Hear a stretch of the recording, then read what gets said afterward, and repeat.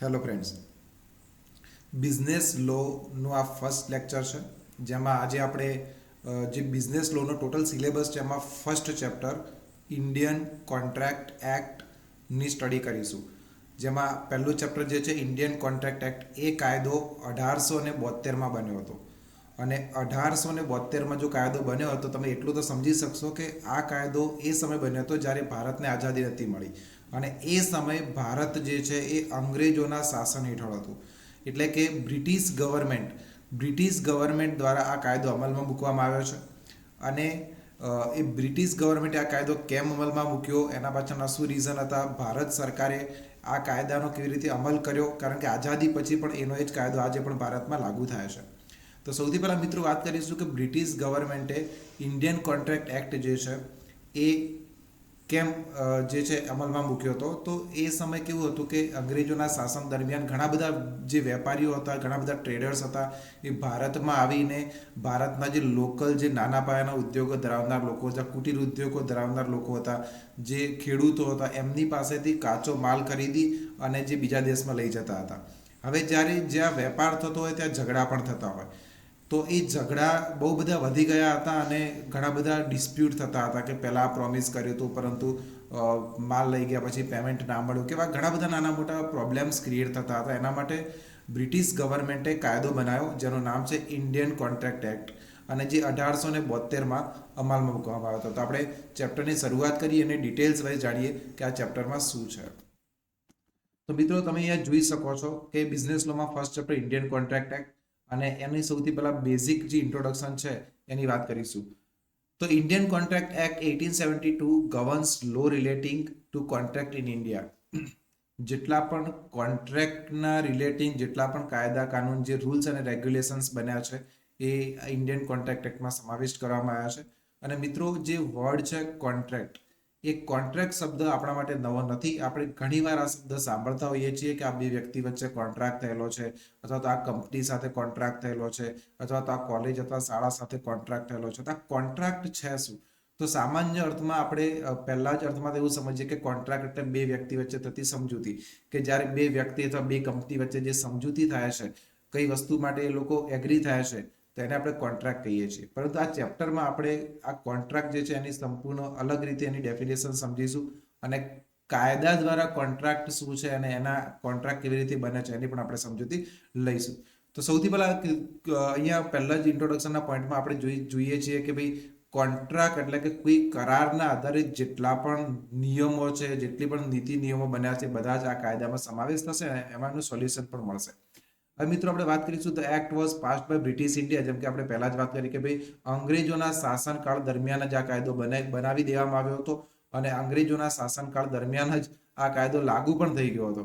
And is based on the principles of English common law. English common law એટલે શું વિદ્યાર્થી મિત્રો, કે અંગ્રેજો જ્યાં જ્યાં જે દેશમાં પણ શાસન કર્યું છે, અથવા તો ઇંગ્લેન્ડની વાત કરીએ તો ઇંગ્લેન્ડમાં પણ આજે કરાર માટે જે કાયદો અમલમાં મૂકેલો છે એવો જ કાયદો ભારતમાં પણ એ લોકોએ બનાવ્યો હતો. This act is applicable to whole of India including Jammu and Kashmir. અને ભારતના કોઈ પણ ભાગમાં તમે રહેતા હો, whatever the part of India, આ કાયદો તમને લાગુ પડવાનો છે. ઇન્ડિયન કોન્ટ્રાક્ટ એક્ટ જે છે એ જમ્મુ કાશ્મીરની સાથે આખા દેશમાં બધી જ જગ્યા પર લાગુ પડે છે. અને the act came into effect from 1 September 1872. અને આ તારીખ પણ તમે ખાસ યાદ રાખજો કે 1 સપ્ટેમ્બર 1872ના દિવસે આ કાયદો જે છે એ ભારતમાં લાગુ કરવામાં આવ્યો હતો. તો આ ચેપ્ટરનું આ જે કોન્ટ્રાક્ટ એક્ટ જે છે ઇન્ડિયન કોન્ટ્રાક્ટ એક્ટની આ બેઝિક ઇન્ટ્રોડક્શન છે, અને લગભગ આ ચેપ્ટરમાંથી તમને એક્ઝામમાં કોઈ પણ ક્વેશ્ચન પૂછાય, તમારા ઇન્ટ્રોડક્શનના 4 સેન્ટેન્સ તો લખી જ દેવાના. એનાથી તમારો જે આન્સર છે એકદમ સ્ટ્રોંગ દેખાશે, એનું ફાઉન્ડેશન એકદમ ક્લિયર દેખાશે. બીજું શું છે કે તમને ખબર હશે કે બિઝનેસ લો જે છે એનું પેપર એમસીક્યુ બેઝડ આવવાનું નથી, ડિસ્ક્રિપ્ટિવ પેપર આવવાનું છે. તો આ જે ઇન્ટ્રોડક્શનની જે બેઝિક લાઇન્સ જે છે તમારે મેન્શન કરતા રહેવાનું. કોઈ પણ ક્વેશ્ચનના આન્સરમાં જે લોંગ ક્વેશ્ચનનો આન્સર એમાં તો મેન્શન ખાસ કરવાની ઇન્ટ્રોડક્શનમાં, એટલે એનાથી તમારો આન્સર એકદમ સ્ટ્રોંગ બનશે. હવે મિત્રો આપણે આગળ જોઈએ કે સૌથી પહેલા આપણને ક્વેશ્ચન થાય કે કોન્ટ્રાક્ટ એટલે શું, કોન્ટ્રાક્ટ શું છે, અને આ સેક્શન 2H શું છે. તો જે કોઈ પણ કાયદો હોય તો એમાં કાયદામાં ઘણા બધા સેક્શન હોય, સબ સેક્શન હોય. એવી જ રીતે ઇન્ડિયન કોન્ટ્રાક્ટ એક્ટ જે છે, ભારતીય કરાર કાયદો જે છે, ઇન્ડિયન કોન્ટ્રાક્ટ એક્ટમાં સેક્શન 2માં સબસેક્શન જે છે એનો ક્લોઝ જે છે H, એટલે સેક્શન 2 ના H, એટલે તમારે યાદ રાખવાનું છે કે સેક્શન 2H એટલે શું, તો કોન્ટ્રાક્ટ. એક સેક્શન 2H માં કોન્ટ્રાક્ટની ડેફિનેશન આપી છે, કોન્ટ્રાક્ટની વ્યાખ્યા આપી છે. તો કાયદામાં જે કાયદો બને છે એમાં કોન્ટ્રાક્ટની શું વ્યાખ્યા આપી છે કે agreement enforceable by law is contract. કોન્ટ્રાક્ટનો મતલબ થાય કે કોઈ પણ એગ્રીમેન્ટ જે છે એ જ્યારે લો દ્વારા એન્ફોર્સેબલ થતું હોય તો એને કોન્ટ્રાક્ટ કહેવાય. તો હવે અહીંયા બે ક્વેશ્ચન ઊભા થાય છે કે સર એગ્રીમેન્ટ એટલે શું અને એન્ફોર્સિબિલિટી બાય લો આ બંનેનો મતલબ શું થાય. પહેલા તો એટલું સમજી લેજો કે કોન્ટ્રાક્ટનો મતલબ થાય કે કોઈ એક એગ્રીમેન્ટ છે અને એગ્રીમેન્ટ લો દ્વારા એન્ફોર્સિબલ થતું હોય, લો જે છે એ લો દ્વારા એ ઇમ્પ્લિમેન્ટ થતું હોય, લો દ્વારા એ કહેવાય કે અસ્તિત્વમાં આવતું હોય. એનું જે અસ્તિત્વ જે છે એ લો દ્વારા થતું હોય, કોઈ કાયદા દ્વારા એનું અસ્તિત્વમાં આવતું હોય અથવા તો એને કાયદા દ્વારા સપોર્ટ મળતો હોય તો એને કોન્ટ્રાક્ટ કહેવાય. પરંતુ આ ડેફિનેશનમાં આવેલા જે બે વર્ડ છે એને આપણે ડિટેલમાં સમજીએ કે ભાઈ એગ્રીમેન્ટ એટલે શું થાય અને ઇટ્સ એન્ફોર્સિબિલિટી બાય લો એનો મતલબ શું થાય. તો લેટ્સ સી. સૌથી પહેલા આપણે એગ્રીમેન્ટની વાત કરીએ. એગ્રીમેન્ટ એટલે શું? તો every promise and every set of promise forming the consideration for each other. Sir this is very difficult. જે ગુજરાતી મીડિયમના વિદ્યાર્થીઓ છે એમના માટે ઇંગ્લિશમાં ડેફિનેશન્સ કરવી, એના વર્ડ સમજવા, યાદ રાખવું તો એ અ બીટ ઓફ ડિફિકલ્ટ થવાનો છે. પરંતુ સૌથી પહેલા કન્સેપ્ચ્યુઅલી સમજજો, કારણ કે જે 11મા ધોરણમાં વિદ્યાર્થીઓ છે એમને જો વાર છે એક્ઝામની, અને જે 12મા ધોરણમાં છે એ લોકો પણ કન્સેપ્ટ વાઇઝ સમજશે તો એક્ઝામમાં કંઈક લખી શકશો. તો સૌથી પહેલા એગ્રીમેન્ટ કોને કહેવાય? તો એક નોર્મલ ટર્મમાં આપણે સમજીએ કે કોઈ એક વ્યક્તિ જે છે એ પ્રપોઝલ એટલે કે દરખાસ્ત આપે છે, ઓફર આપે છે. દાખલા તરીકે કોઈ એક વ્યક્તિ કહે છે કે મારે આ ગાડી વેચવાની છે, એને એક ઓફર આપી અને સામેવાળો વ્યક્તિ બીજો વ્યક્તિ કહે છે કે ઠીક છે હું તારી ગાડી ખરીદવા માટે તૈયાર છું. અને એ રીતે ફોર એક્ઝામ્પલ હું કહું છું કે મારી ગાડી 5 લાખ રૂપિયામાં વેચવાની છે અને કોઈ બીજો વ્યક્તિ છે એ કહે છે કે ઠીક છે હું 5 લાખ રૂપિયામાં તમારી ગાડી ખરીદવા માટે તૈયાર છું. તો કોઈ એક વ્યક્તિ ઓફર આપે છે અને બીજો વ્યક્તિ એ ઓફરને એક્સેપ્ટ કરે છે. તો આ બની જશે એગ્રીમેન્ટ. પરંતુ એક વસ્તુ ખાસ યાદ રાખવાની છે કે એગ્રીમેન્ટ ત્યારે જ કહેવાશે જ્યારે કન્સિડરેશન હોય. જેમ કે એક વર્ડ લખ્યો છે કન્સિડરેશન. એક તો પ્રોમિસ છે. પ્રોમિસ એટલે હું કોઈ ઓફર આપું છું અને એ પ્રોમિસ જે છે એ એક્સેપ્ટ થાય છે. ઓફર અને એક્સેપ્ટન્સ. હું કોઈ ઓફર આપું છું અને એ ઓફરને કોઈ એક્સેપ્ટ કરે છે તો પ્રોમિસ બને છે. અને એ પ્રોમિસ જે છે એમાં કોઈ કન્સિડરેશન હોવું જોઈએ. સર કન્સિડરેશન એટલે શું?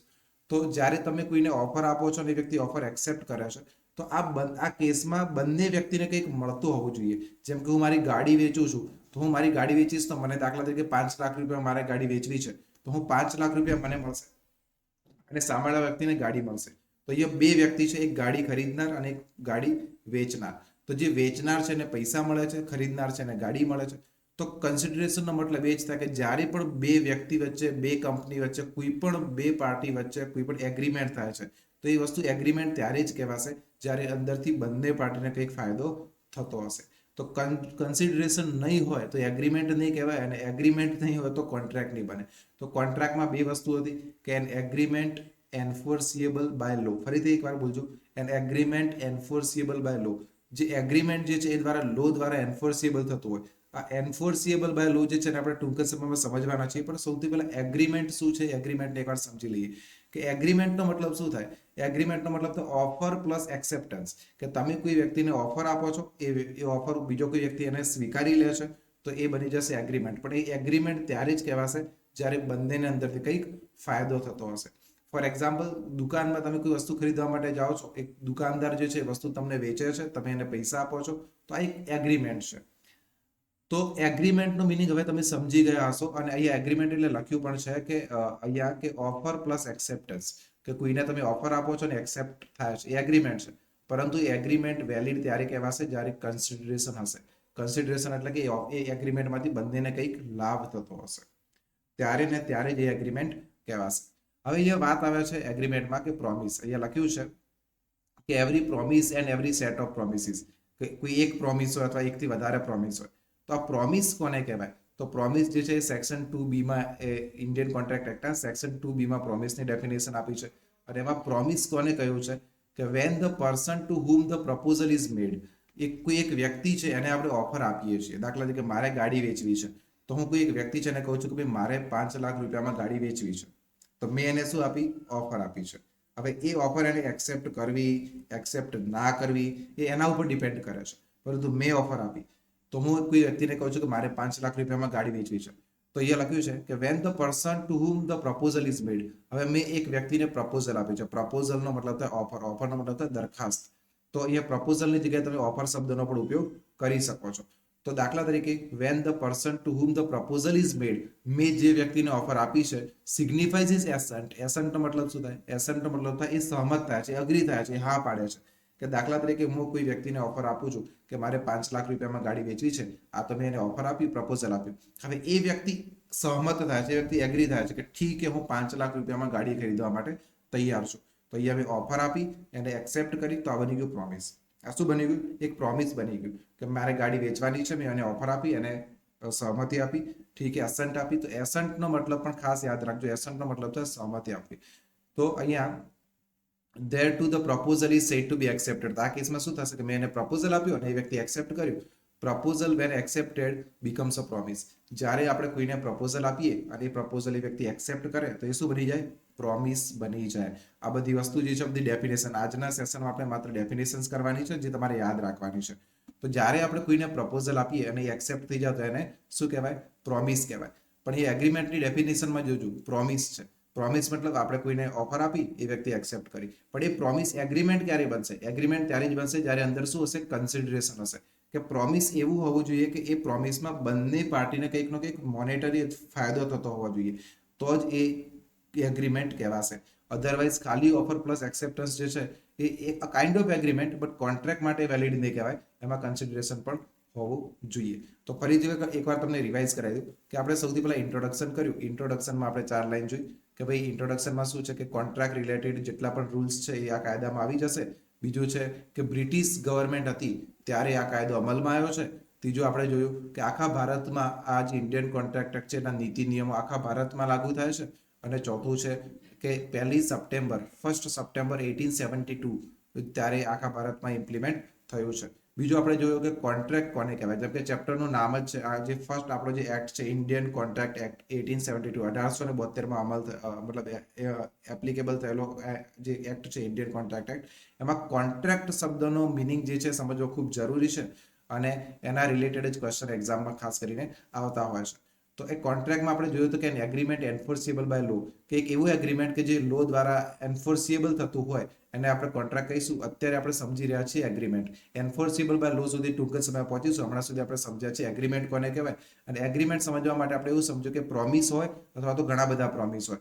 એ પ્રોમિસમાં જ્યારે કન્સિડરેશન હોય બંને માટે, ઈચ અધર એટલે બંને માટે કંઈક ફાયદો હોય એ એગ્રીમેન્ટમાં, કે મેં કોઈને ઓફર આપી, એ વ્યક્તિ એ ઓફર સાથે એક્સેપ્ટ કરી એને, તો આ એક પ્રોમિસ બની ગયું. અને આ પ્રોમિસમાં કન્સિડરેશન હોવું જોઈએ.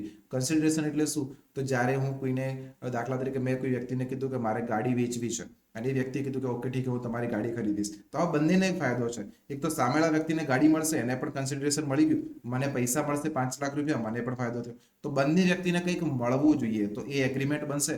અને એમાં અહીંયા શબ્દો ઉપયોગ થાય છે પ્રોમિસ કોને કહેવાય. તો જ્યારે આપણે કોઈ વ્યક્તિને ઓફર આપીએ છીએ અને વ્યક્તિ ઓફરને એક્સેપ્ટ કરે છે, so it will be promise. અને અહીંયા જે એના સેક્શન આપ્યા છે કે સેક્શન 2E એગ્રીમેન્ટ છે, સેક્શન 2B પ્રોમિસ છે, એ પણ તમારે યાદ રાખવાના છે. હવે આપણે આગળ વધીએ કે એન્ફોર્સિબિલિટી બાય લો નો મતલબ શું થાય? તો an agreement to become contract must give rise to a legal obligation which means a duly enforceable by law. મતલબ કે એગ્રીમેન્ટ ખાલી એગ્રીમેન્ટ જ રહેશે. સમજજો, એગ્રીમેન્ટ ખાલી એગ્રીમેન્ટ જ રહેશે, બે વ્યક્તિ વચ્ચે ખાલી સમજોતો જ રહેશે. એને કોન્ટ્રાક્ટ નહીં કહેવાય. કોન્ટ્રાક્ટ આપણે ત્યારે કહીશું જ્યારે એ એગ્રીમેન્ટ જે છે એ લો દ્વારા એન્ફોર્સિયેબલ હોય, મતલબ કે લીગલ હોય, કાયદા દ્વારા એ થતું હોય, અથવા તો એ વસ્તુ ઇન શોર્ટ એક જ વર્ડમાં કહેવા જોઈએ તો લીગલ હોવી જોઈએ, ગેરકાનૂની હોવી જોઈએ નહીં. અથવા તો એવું કોઈ એગ્રીમેન્ટ ના હોવું જોઈએ કે જે કાયદા દ્વારા પ્રોહિબિટેડ છે અથવા તો ગેરકાનૂની છે. દાખલા તરીકે તમે કોઈ 18 વર્ષથી ઓછી વ્યક્તિ સાથે તમે કોઈ એગ્રીમેન્ટ કરો છો તો એ કોન્ટ્રાક્ટ ક્યારેય નહીં બને, કારણ કે એ કાયદો ના પાડે છે કે 18 વર્ષથી ઉપરની વ્યક્તિ સાથે તમે એગ્રીમેન્ટ કરી શકો. બીજી વસ્તુ છે કે દાખલા તરીકે તમે કોઈ ડ્રગ્સ વેચો છો, ડ્રગ્સ, અને ડ્રગ્સ વેચવામાં કેવું થશે કે જ્યારે તમે ડ્રગ્સ વેચતા હશો તો તમે કોઈને ડ્રગ્સ આપશો, તમને પૈસા પણ મળશે. બંને કેસમાં દરેકને કંઈક કંઈક મળે છે. કોઈ એક વ્યક્તિને ડ્રગ મળે છે ને તમને પૈસા, તમે વેચો છો, તો આ એક એગ્રીમેન્ટ તો તમે કહી શકશો, પરંતુ આ એન્ફોર્સિબલ બાય લો નથી, કારણ કે કાયદા દ્વારા ડ્રગ્સ વેચવું એ ગેરકાનૂની છે અને ઇલીગલ છે. તો તમે એવું કોઈ પણ કાર્ય, દાખલા તરીકે હું કોઈ વ્યક્તિને કોન્ટ્રાક્ટ આપું છું, પૈસા આપું છું કે ભાઈ હું તને 5 લાખ રૂપિયા આપીશ, તારે કોઈ વ્યક્તિનું મર્ડર કરવાનું છે, તો આ કેસમાં શું થશે કે મારું કામ પણ થાય છે અને હું એને પૈસા, બંને વ્યક્તિને કંઈક કંઈક બેનિફિટ મળે છે. તો આ તો એગ્રીમેન્ટ થઈ ગયું, બરાબર, અને એમાં કન્સિડરેશન પણ છે. પરંતુ આ કોન્ટ્રાક્ટ નથી.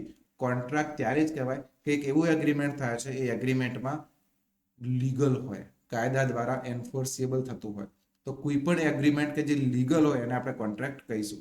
એ બીજા કોઈ એવા એગ્રીમેન્ટ કે જે સોશિયલ એગ્રીમેન્ટ હોય અથવા તો બીજા કોઈ પણ એગ્રીમેન્ટ કે જે લીગલ ના હોય તો એને આપણે કોન્ટ્રાક્ટ કહીશું નહીં.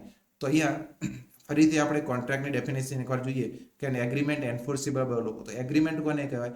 એગ્રીમેન્ટ મતલબ આપણે કોઈને ઓફર આપીએ છીએ, એ વ્યક્તિ એને એક્સેપ્ટ કરે છે, બંને વ્યક્તિને કંઈક ફાયદો થાય છે એમાંથી, તો એગ્રીમેન્ટ છે, અને એ પણ લીગલ જો હશે તો એને કોન્ટ્રાક્ટ કહેવાશે. તો અહીંયા આપણે એમ સમજી શકીએ કે ભાઈ all agreements can not be contract but all contract are agreement. કે જો કોન્ટ્રાક્ટ હોય તો એગ્રીમેન્ટ તો થયું જ હશે, પરંતુ જે એગ્રીમેન્ટ જે છે બધા કોન્ટ્રાક્ટ નહીં હોય, કેમ કે જે એગ્રીમેન્ટ જે છે એ લીગલ હશે તો જ કોન્ટ્રાક્ટ કહેવાશે. તો આશા રાખીએ કે હવે તમે સમજી ગયા હશો. અને હવે આપણે આગળ જોઈએ થોડાક એક્ઝામ્પલ્સ. અહીંયા 2 એક્ઝામ્પલ છે અને આ 2 એક્ઝામ્પલમાં એક એક્ઝામ્પલ એવું છે કે જેમાં આપણે એમ કહી શકીએ કે આ કોન્ટ્રાક્ટ છે. બીજું એક્ઝામ્પલ કોઈ એવું પણ છે આ બેમાંથી કે જે કોન્ટ્રાક્ટ નથી. તો એ તમારે આઈડેન્ટિફાય કરવાનું છે. તો એ ઓન સ્ક્રીન તમે જોઈ શકો છો. એક્ઝામ્પલ નંબર 1 આપણને શું કહે છે કે A agrees with B to sell car for 5 lakhs to B. તો એ જે છે એક વ્યક્તિ છે એ B ને કહે છે કે ભાઈ મારે મારી ગાડી જે છે 5 લાખ રૂપિયામાં વેચવાની છે. આ તો એક ઓફર આપી દીધી. અને here A is under an obligation to give car to B and B has the right to receive the car on payment of 5 lakhs. તો જ્યારે એ વ્યક્તિ જે છે એ B વ્યક્તિને કહે છે કે મારે 5 લાખ રૂપિયામાં ગાડી આપવી છે અને એ B એને એક્સેપ્ટ કરે છે, તો આ કેસમાં શું બનશે કે એ જે છે એ B ને ગાડી આપશે અને B જે છે એ એને 5 લાખ રૂપિયા આપશે. And also B is under an obligation to pay 5 lakh to A and A has the right to receive 5 lakh. તો બંને અહીંયા શું આ એક કોન્ટ્રાક્ટ છે કે એ જે છે એ એને ગાડી 5 લાખ રૂપિયામાં વેચવી છે, એ B ને ઓફર આપે છે, B એને એક્સેપ્ટ કરે છે. આ કેસમાં બંને એક ઓબ્લિગેશનમાં આવશે. ઓબ્લિગેશન એટલે શું? બંનેની એક ડ્યુટી બનશે. શું ડ્યુટી બનશે કે એ જે છે એને ગાડી આપવી પડશે અને B જે છે એને 5 લાખ રૂપિયા આપવા પડશે. તો આ કેસમાં આ એક જે એક્ઝામ્પલ નંબર 1 છે કોન્ટ્રાક્ટ છે. કારણ કે આ કેસમાં શું છે, કોઈ એવી ઇલીગલ એક્ટિવિટી નથી. એક એગ્રીમેન્ટ થાય છે બે વ્યક્તિ વચ્ચે, એ ઓફર આપે છે, બી એને એક્સેપ્ટ કરે છે અને બંનેને કન્સિડરેશન પણ મળે છે. એકને ગાડી મળે છે, એકને પૈસા મળે છે. તો એગ્રીમેન્ટ પણ છે, કન્સિડરેશન પણ છે અને લીગલ પણ છે. તો આ લીગલ પણ હોય અને એગ્રીમેન્ટ પણ હોય, તો કોઈ પણ એગ્રીમેન્ટ જ્યારે એન્ફોર્સિબલ બાય લો હોય તો એ કોન્ટ્રાક્ટ આપણે કહી શકીએ. એક્ઝામ્પલ નંબર 2 શું છે કે father promises his son to pay him pocket allowance of ₹500 every month. કે એક ફાધર છે એને એમના સનને પ્રોમિસ કર્યું કે તને દર મહિને 500 રૂપિયા હું પોકેટ અલાઉન્સીસ આપીશ, મતલબ કે પોકેટ મની આપીશ. But he refuses to pay later. પણ પછી પાછળ જતા ફાધર જે છે ને સનને ના પાડી દીધી કે ભાઈ હું તને હવે 500 રૂપિયા નથી આપવાનો, હું તને 1 રૂપિયો નથી આપવાનો હવે. The son can not recover the same in the court of law as this is a social agreement. તો આ એક એગ્રીમેન્ટ છે. આ એક એગ્રીમેન્ટ છે, પરંતુ સોશિયલ એગ્રીમેન્ટ છે, એમાં કન્સિડરેશન નથી. તો દાખલા તરીકે પહેલા પિતાજીએ છોકરાને કીધું કે હું તને દર મહિને 500 રૂપિયા આપીશ પોકેટ મની, પણ લેટર ઓન પાછળ જતા સમય જતા પિતાજી ના પાડી દીધી કે હું તને 1 રૂપિયો નહીં આપું. તો આ કેસમાં જે પુત્ર જે છે પુત્ર કોર્ટમાં કેસ ના કરી શકે. કેમ ના કરી શકે? તો બે વ્યક્તિ વચ્ચે ઓફર અને એક્સેપ્ટન્સ તો બધું થયું હતું, પરંતુ અહીંયા એક વસ્તુ ખૂટે છે. શું ખૂટે છે? કન્સિડરેશન. કન્સિડરેશનનો મતલબ શું થાય કે આ એક એવું એગ્રીમેન્ટ થયું હતું કે એ એગ્રીમેન્ટમાં પુત્રને તો 500 રૂપિયા દર મહિને મળતા હતા, બદલામાં ફાધરને શું મળતું હતું? કંઈ નહીં. એગ્રીમેન્ટમાં કન્સિડરેશન હોવું જરૂરી છે. કન્સિડરેશન મતલબ બે વ્યક્તિ એગ્રીમેન્ટ કરે છે તો એ બંને વ્યક્તિની અંદર તો કંઈક ફાયદો થતો હોવો જોઈએ. આ કેસમાં તો માત્ર પુત્રને જ ફાયદો થતો હતો. જે ઉપરનો જે એક્ઝામ્પલ છે એમાં તમે જોઈ શકો છો કે ઉપરના એક્ઝામ્પલમાં શું હતું કે એક વ્યક્તિ ગાડી વેચે છે બીજા વ્યક્તિને. તો આમાં શું છે કે એક ગાડી વેચવા માટે ને એક ગાડી ખરીદવા માટે સહમત છે, એગ્રીમેન્ટ થયું અને બંનેને કંઈક મળે છે. એકને ગાડી મળે છે, બીજાને પૈસા મળે છે. તો બંનેને કંઈક મળે એને કહેવાય કન્સિડરેશન. પરંતુ જે બીજું એક્ઝામ્પલ છે એમાં કન્સિડરેશન છે નહીં, મતલબ આ કોઈ કોન્ટ્રાક્ટ કહેવાય નહીં. આ તો એક સોશિયલ એગ્રીમેન્ટ છે. અને કોન્ટ્રાક્ટ ના હોય મતલબ કે જો એન્ફોર્સિબલ બાય લો ના હોય, કાયદા દ્વારા એ આઈડેન્ટિટી ના મેળવતું હોય, તો એને કોર્ટમાં લઈ જઈને તમે કોઈ કેસ કરીને પણ કંઈ કરી શકો નહીં, કારણ કે આ કોઈ કેસ જે છે એ રજીસ્ટર થશે નહીં. તો અહીંયા કોઈ કાયદાનું ઉલ્લંઘન પણ થયું નથી. તો આ કેસમાં જે સન જે છે કોર્ટમાં જઈને જસ્ટિસ મેળવવાનો અટેમ્પ્ટ કરી શકશે નહીં. This is not created with an intention to create legal relationship and hence it is not a contract. તો આ જે બીજું એક્ઝામ્પલ જે છે એમાં બે પાર્ટી પણ છે અને કંઈક ડિસાઇડ પણ થાય છે, કંઈક નક્કી પણ થાય છે, પરંતુ અહીંયા કન્સિડરેશન ન હોવાથી એને આપણે કોન્ટ્રાક્ટ કહી શકશું નહીં. તો આ ફર્સ્ટ સેશનમાં આપણે સમજ્યા છીએ બેઝિક ડેફિનેશન્સ. અને ફરીથી એકવાર તમને બતાવી દઉં છું કે ઇન્ટ્રોડક્શન જે છે ફર્સ્ટ ચેપ્ટરનું, અને એ ફર્સ્ટ ચેપ્ટરના ઇન્ટ્રોડક્શનમાં પછી આપણે જોયું કોન્ટ્રાક્ટની ડેફિનેશન. કોન્ટ્રાક્ટ એટલે એન એગ્રીમેન્ટ એન્ફોર્સિબલ બાય લો. અને આ કોન્ટ્રાક્ટની ડેફિનેશન જે છે હવે પછી હંમેશા યાદ રાખવાની થશે. અને આ ડેફિનેશન એવી છે કે લગભગ તમારા એક્ઝામમાં કોઈ પણ ક્વેશ્ચન પૂછાય મેન્શન કરવાની થશે. આ ચેપ્ટરમાંથી કોઈ પણ ક્વેશ્ચન આવશે તમારે કોન્ટ્રાક્ટની ડેફિનેશન ક્યાંક ને ક્યાંક મેન્શન કરવાની થશે. તો યાદ રાખવાનું છે કે સેક્શન 2H માં કોન્ટ્રાક્ટની ડેફિનેશન છે અને ડેફિનેશન શું છે? એન એગ્રીમેન્ટ એન્ફોર્સિબલ બાય લો. એક એવું એગ્રીમેન્ટ કે જે લીગલ હોય, એન્ફોર્સિબલ બાય લો હોય, એને આપણે કોન્ટ્રાક્ટ કહીશું. પછી આપણે એગ્રીમેન્ટ જોયું, એગ્રીમેન્ટમાં આપણે એવું જોયું કે એક પ્રોમિસ હોય તો એક કરતાં વધારે પ્રોમિસ હોય. એ પ્રોમિસમાં જ્યારે કન્સિડરેશન આવે તો એગ્રીમેન્ટ બને છે. અને પ્રોમિસ કોને કહેવાય? તો ઓફર પ્લસ એક્સેપ્ટન્સ જે છે એ એમાં ઓફર પ્લસ એક્સેપ્ટન્સની સાથે જો કન્સિડરેશન ના હોય તો એગ્રીમેન્ટ ના કહેવાય, માત્ર પ્રોમિસ કહેવાશે. તો એ પણ આપણે જોયું છે. અને એના પછી આપણે એન્ફોર્સિબિલિટી બાય લો કોને કહેવાય? તો એવું કોઈ પણ એગ્રીમેન્ટ કે જે લીગલ હોય, જેમાં એને કાયદા દ્વારા કહેવાય કે એપ્લિકેબિલિટી મળતી હોય, કાયદા દ્વારા તમે એમાંથી જસ્ટિસ લઈ શકતા હો, તો એને કહેવાય કે લીગલ એગ્રીમેન્ટ અને એને કહેવાય એન્ફોર્સિબિલિટી બાય લો. અને પછી આપણે એક્ઝામ્પલ જોયા. That's it four today in this session. પહેલું જ લેક્ચર છે લોનું. અહીંયા તમને જેટલી પણ ડેફિનેશન્સ જે બતાવ્યું છે એ તમારે એઝ ઇટ ઇઝ યાદ રાખવાનું છે. એના બેઝિસ ઉપર આપણે એક નાનકડો ટેસ્ટ પણ રાખીશું. એ ટેસ્ટ તમારે અટેમ્પ્ટ કરી અને બેટર રિઝલ્ટ આપવાનું છે. અને આવા નાના નાના જે કહેવાય ને કે રિઝલ્ટના બેઝ ઉપર તમે આગળ વધશો તો બેસ્ટ રહેશે. Okay, so that's it four today. અને આપણે આ સેશન અહીંયા કમ્પ્લીટ કરીએ છીએ.